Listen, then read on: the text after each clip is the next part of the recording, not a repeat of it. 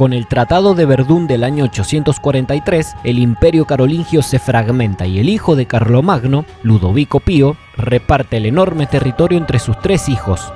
Así es como nacen las tres Francias, y la del este es la Francia Oriental, el reino que se le otorga a Luis II, a quien apodan como Luis el Germánico, y cuyos descendientes reinarán hasta la muerte de Luis IV, más conocido como Luis el Niño, el último de los monarcas carolingios que reinarán en la Francia Oriental.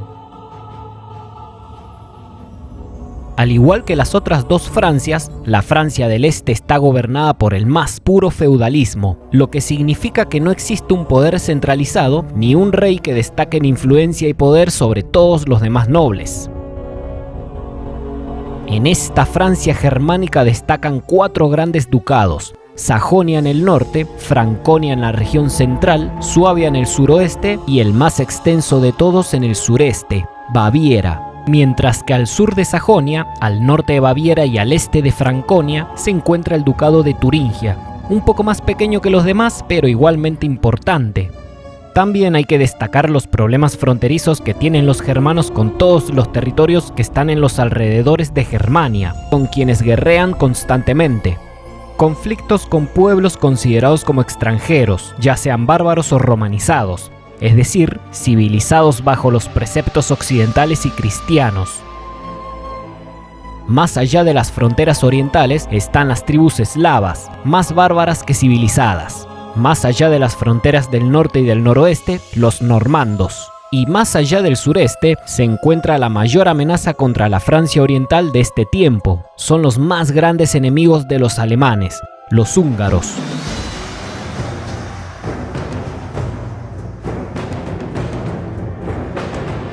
También existen conflictos entre los propios monarcas carolingios, los reyes de las tres Francias, quienes están disputando las fronteras, y tras la muerte del rey Lotario II de la Francia Media en el 869, Luis el Germánico firma el Tratado de Mersenne con el rey Carlos el Calvo, el rey de la Francia Occidental, con quien se reparte la herencia de la Francia Media, cuya parte más septentrional es la región conocida como Lotaringia, un lugar que será históricamente foco de conflictos entre alemanes y franceses. Ahora que la Francia germánica está en contacto fronterizo con la Francia occidental, se podría considerar a todo esto como el inicio de un conflicto muy serio por estos territorios fronterizos, y un conflicto que va a durar muchos siglos. El reparto de la Lotaringia fue ambición pura, aunque se llevó a cabo bajo el argumento de que Lotario II murió sin dejar un legítimo heredero. Cuando Luis el Germánico muere en agosto del año 876, es reemplazado en el trono por su hijo Luis III, apodado como Luis el Joven, que ni bien llega al poder, tiene que hacer frente a nuevos problemas fronterizos con su tío Carlos el Calvo de la Francia Occidental, o mejor dicho, los problemas fronterizos de siempre. Y así es como en el mes de octubre se desata la batalla de Andernach, donde Carlos el Calvo acaba siendo derrotado, y la Francia germánica consolida su dominio sobre Renania. Poco tiempo después, gracias al Tratado de Ribemont del año 880, la Francia germánica también consolida su dominio sobre el famoso Ducado de Lorena, el Ducado de Lorraine, que ha nacido tras la fragmentación de la vieja Lotaringia. A la muerte de Luis III, Carlos III asume como rey de la Francia Oriental, y allí dura una década antes de ser depuesto por su sobrino, Arnulfo de Carintia. Este es un rey guerrero, un auténtico carolingio. Su ejército consigue una gran victoria sobre los vikingos daneses en la batalla de Lovaina de septiembre del año 891, en la actual Bélgica. Una victoria que logrará detener las incursiones vikingas en esta región. Además, la masacre contra los nórdicos asaltantes ha sido brutal. Se cuenta que había tantos cadáveres de nórdicos que simplemente bloquearon el curso del río Dail. Posteriormente, Arnulfo lleva a cabo proyectos para fortificar esta región y levanta castillos para que los señores locales se encuentren mucho mejor preparados en caso de que los vikingos vuelvan a asolar esta zona.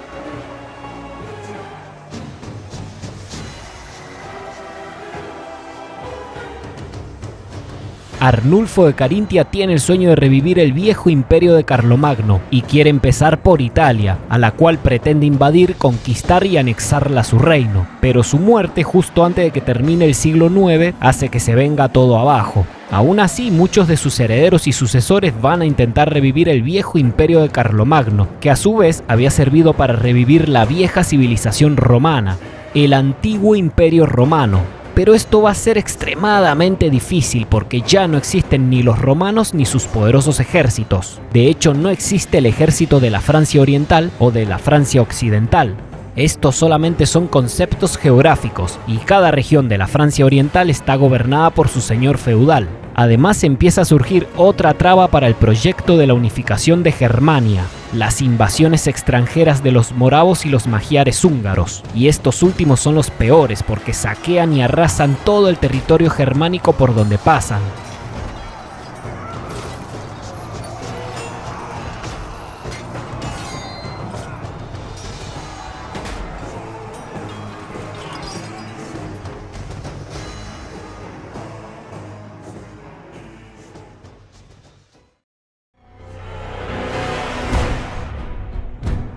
La Lotaringia, conocido ahora como el Ducado de Lorena, también va por su cuenta, y a pesar de que pertenezca formalmente al reino de la Francia Oriental, la realidad es que en la práctica es muy diferente, y es el rey Loreno el que trae a los magiares húngaros a este lugar porque quiere utilizarlos para engrosar las filas de su ejército y derrotar a su peor enemigo, Berengario de Friul, quien se había intitulado anteriormente como rey de Italia. Este noble acaba siendo derrotado ante los húngaros en la batalla del río Brenta, un combate librado en el 899, el mismo año de la muerte de Arnulfo de Carintia, y es una batalla que marca el inicio de las grandes invasiones húngaras por Europa central y occidental. El nuevo rey de la Francia Oriental pasa a ser Luis IV, y es durante su reinado cuando los germanos tienen que hacer frente a las grandes invasiones húngaras. A mediados del año 907, las tropas de Luis IV se enfrentan a los húngaros en la batalla de Bratislava, en donde a pesar de estar en una clara superioridad numérica, los magiares del príncipe Árpád de Hungría demuestran ser completamente superiores en batalla y aplastan a los alemanes causándole una enorme cantidad de bajas. 4 años después, los alemanes sufren otra aplastante derrota ante los magiares de Hungría en el año 910, en la batalla de Lichfeld.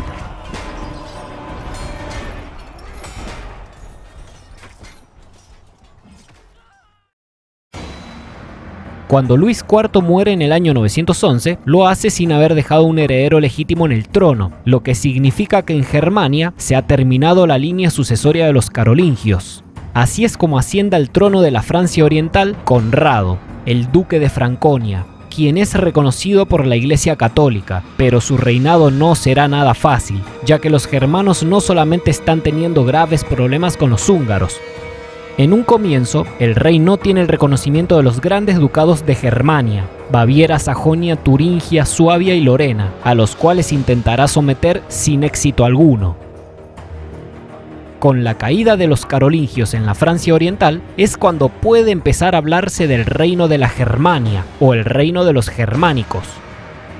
Los italianos y las cortes europeas que hablarán en latín durante muchos siglos conocerán a este reino como el reino de los teutónicos, a cuyo trono asciende la Casa de Sajonia con la muerte de Conrado en el año 919, y su nuevo rey es Enrique, quien fue rival de Conrado, pero antes de su muerte fue designado como sucesor.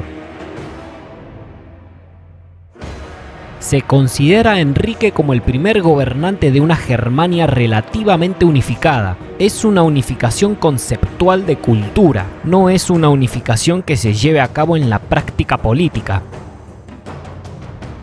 En Germania, los territorios germanos son autónomos, pero este rey es aceptado por una mayoría de nobles alemanes, y esta aceptación es porque intenta mostrarse ante todos los duques como uno entre iguales. Un rey que al menos tendrá el reconocimiento de los grandes ducados germanos, un rey guerrero que obtendrá las primeras victorias de los germanos contra los húngaros, y es el padre del famoso emperador Otón el Grande.